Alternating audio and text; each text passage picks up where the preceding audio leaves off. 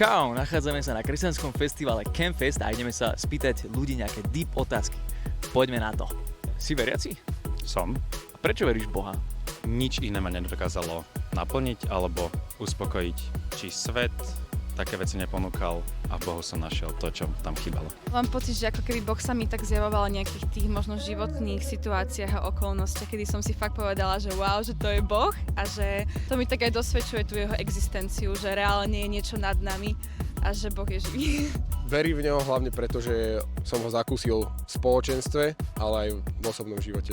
Dáva mi nádej, dáva mi proste všetko. Bez neho by som nebol ničím. Myslím si, že je v živote dôležité mať nejaký základ a niečo silnejšie ako ja sama, pretože myslím si, že ľudská duša je taká krehká a je potrebné mať nejakú stabilitu v živote.